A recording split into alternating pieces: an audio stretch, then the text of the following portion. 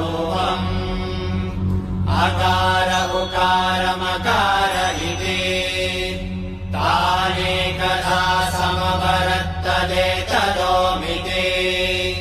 यमुक्त्वा मुच्यते योगी जन्म संसार बन्धनात्।